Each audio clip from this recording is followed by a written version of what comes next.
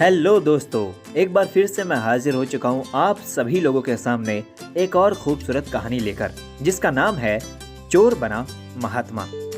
तो चलिए बिना समय बर्बाद किए शुरू करते हैं इस कहानी को। एक बार एक चोर जब मरने लगा तो उसने अपने बेटे को बुलाकर एक नसीहत दी।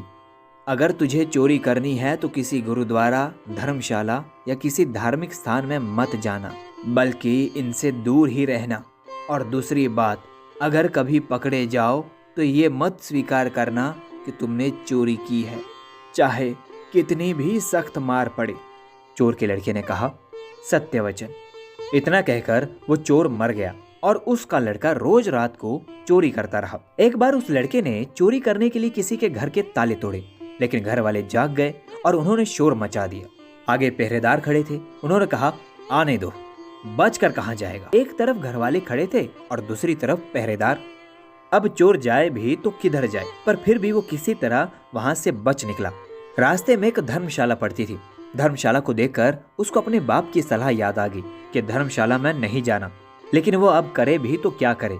उसने ये सही मौका देखकर वो धर्मशाला में चला गया जहाँ सत्संग हो रहा था।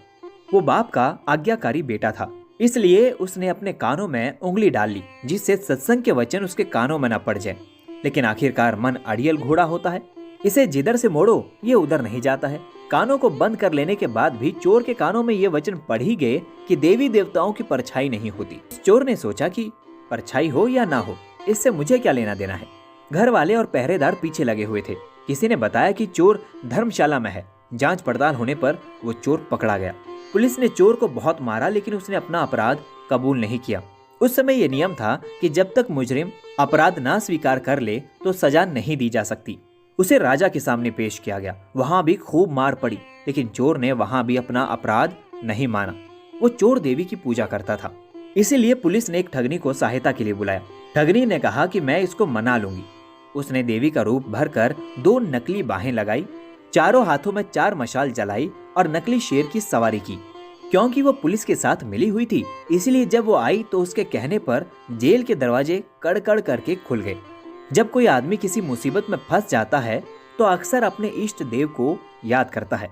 इसीलिए चोर भी देवी की याद में बैठा हुआ था कि अचानक दरवाजा खुल गया और अंधेरे कमरे में एकदम रोशनी हो गई। देवी ने खास अंदाज में कहा, देख भक्त, तूने मुझे याद किया और मैं आ गई। तूने बड़ा अच्छा किया कि तुमने अपना अपराध स्वीकार नहीं किया। अगर तूने चोरी की है तो मुझे सच सच बता दे, मुझसे कुछ भी मत छुपाना, मैं तुम्हें फौरन आजाद करवा दूंगी। चोर देवी का भक्त था। अपने इष्ट को सामने खड़ा देखकर बहुत खुश हुआ और मन में सोचने लगा कि मैं देवी को सब सच सच बता दूंगा। वो बताने को तैयार ही हुआ था कि उसकी नजर देवी की परछाई पर पड़ गई। उसको फौरन सत्संग का वचन याद आ गया कि देवी देवताओं की परछाई नहीं होती। उसने देखा कि इसकी तो परछाई है। वो सब समझ गया कि ये देवी नहीं बल्कि मेरे साथ कोई धोखा है। वह सच कहते कहते रुक गया और बोला, माँ, मैंने चोरी नहीं की। अगर मैंने चोरी की होती तो क्या आपको पता नहीं होता। जेल के कमरे के बाहर बैठे हुए पहरेदार चोर और ठगनी की बातचीत नोट कर रहे थे। ये सब सुनकर उनको और ठगनी को विश्वास हो गया कि ये चोर नहीं है। अगले दिन उन्होंने राजा से कह दिया कि ये चोर नहीं है। राजा ने उसको आजाद कर दिया। जब चोर आजाद हो गया तो सोचने लगा कि सत्संग का एक वचन सुनकर मैं जेल से छूट गया। अगर मैं अपनी सारी जिंदगी सत्संग सुनाने में लगाऊं तो मेरा तो जीवन ही बदल जाएगा। बस जब उसे ये एहसास हुआ तब से वो प्रतिदिन सत्संग में जाने लगा और चोरी का धंधा छोड़कर महात्मा बन गया। तो दोस्तों, इस तरह एक चोर महात्मा बन गया। दोस्तों, इस कलयुग में सत्संग ही सबसे बड़ा तीर्थ है। सदैव प्रसन्न रहिए, जो प्राप्त है पर्याप्त है। मुझे उम्मीद है कि आपको ये कहानी पसंद आई होगी।